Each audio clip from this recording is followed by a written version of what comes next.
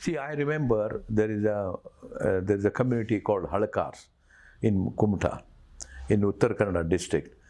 If you go to Halakar, there are 100 acres of beautiful forests which is maintained today by the people, by the community, not the government.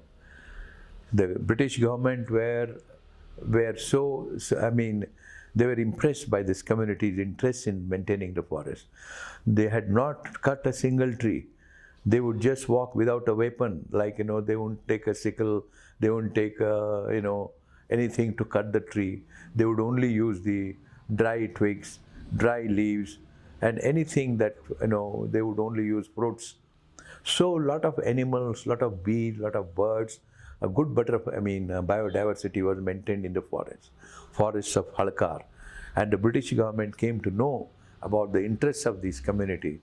They told the government that you don't take that area, you give it to the Halkar community, let them maintain it. So it is one of the beautiful examples, a glaring example of how a community gets attached to its own forest and tries to save it.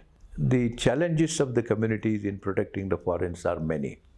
They want, of course, whenever there are forests, see for instance, the Western Ghat region of the coastal districts of Uttar Kannada, Udupi and Dakshina Kannada, they used to have called as Soppina Betta, that is the hills where they would have a lot of trees. And they were given, see, some bettas were given to each community so that the fallen leaves can be collected, as they can be made into compost, and then they could use the dry sticks and things like that so that they can use it as firewood. BR Hills, where Dr. Sudarshan has been working for a long time. There, of course, their people are, they have protected the forest. They use the forest products, convert them into various things and sell them and survive there. The government, try to alienate them from the core areas of the forest, made them live in the buffer zone. And lot of these tribal and other communities who earlier lived in the forest, because the government believed that they are disturbing the forest. I don't think they have ever disturbed the forest. They are the people, they know more about the forest. They know more about how the forest... You see, when I was making a film, in BR Hills, one man showed me how certain trees contain a lot of water. I did not know. He said many times we have seen in our lakes and all the waters are not there. So we have gone and identified it. He took me inside the forest and he showed me a tree. There was a goats there.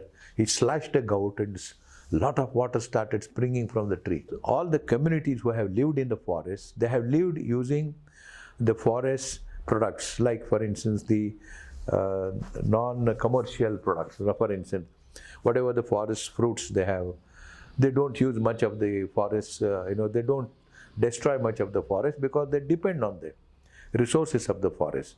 So they try to maintain the forest, and if the forests are maintained, environment is maintained. The communities, they don't overuse anything. They just require barely whatever they want. That itself is a great example, great lesson for the whole world. Forests are not only meant for certain communities. Forests are meant for the whole society, for farming, for agriculture, for industry, for creating employment, for creating medicine. Or they give us medicine, they give us biodiversity, they give us moisture in the soil. If there are no forests, the moisture in the soil will go. There are no forests, there will be no medicine. If there are no forests, there will be no water. We should understand environmental change doesn't come very easily. It has taken hundreds, thousands, lakhs of years for a certain, for a forest to be created. Because it is not only the trees, the undergrowth, the microorganism, the nutrients in the soil, they all must keep on getting, reformed.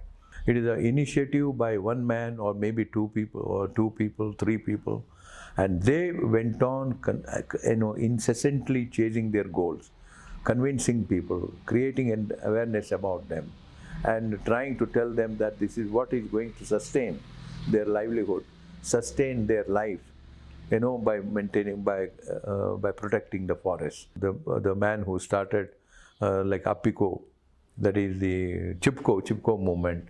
So they were all single leaders. So these single leaders, like we had Shivram Karant, who walked across the Western Ghats, across Karnataka, and he spoke very passionately about it.